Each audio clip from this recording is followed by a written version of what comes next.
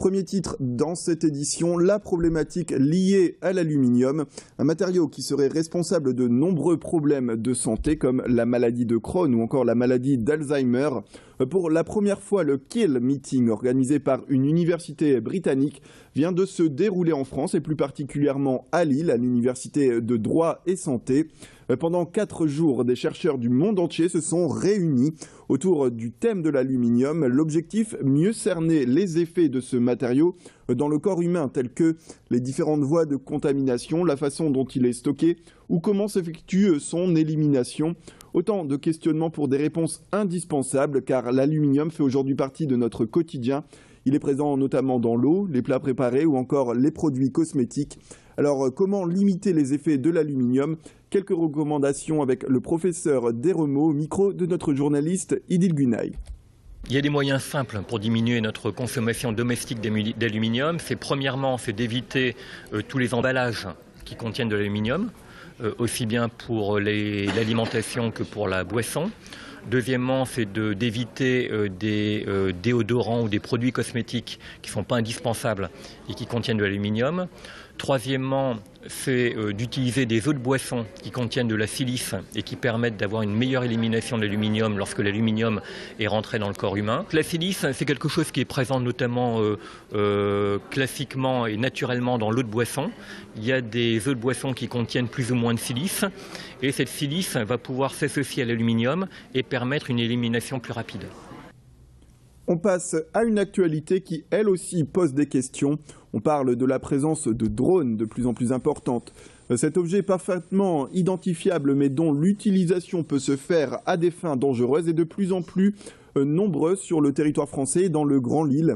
Après la centrale nucléaire de Fessenheim, c'est désormais la capitale française qui a été visée avec une chasse aux drones par la police qui s'est terminée dans la nuit de mardi à mercredi par la fuite de ses utilisateurs. Alors, quelle est la réglementation dans ce domaine? Quelles sont les sanctions? Notre journaliste Thibaut Paquis est allé chercher les réponses auprès de Nord Drone Service, une entreprise basée à Aronc. Aujourd'hui, pour faire voler un drone, on a plusieurs scénarios qui sont S1, S2, S3, S4. Principalement, on est en S1 et en S3. Donc le S1, c'est hors agglomération. Le S3, c'est en agglomération. Donc les démarches ne sont pas les mêmes. Le S3, en agglomération, il faut donc obtenir une autorisation préfectorale de survol de la ville, de l'agglomération en question.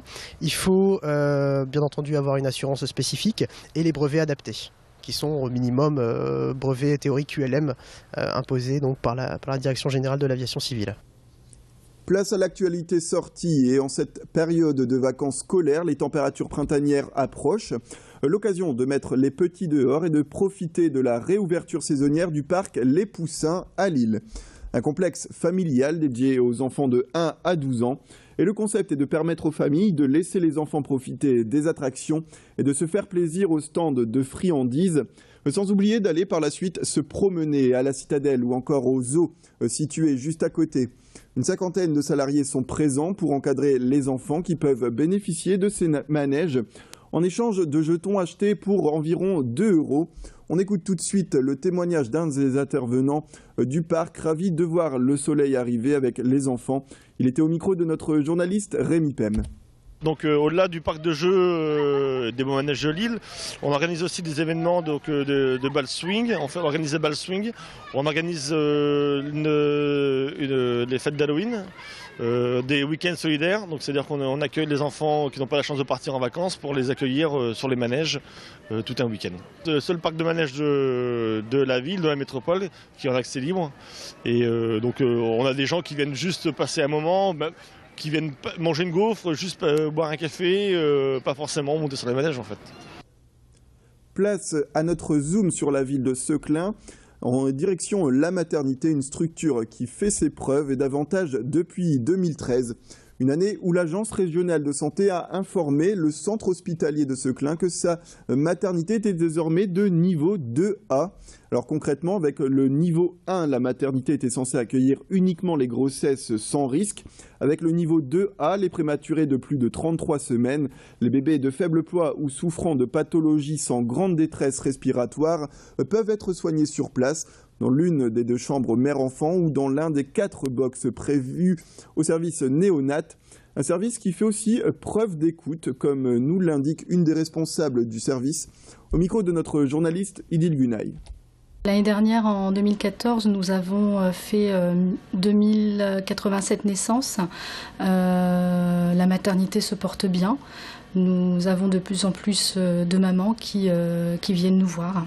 Une bonne maternité, c'est avant tout une maternité qui met en avant l'écoute, les liens de la maman, du bébé, du papa, tout en préservant leur intimité et la joie de devenir parents.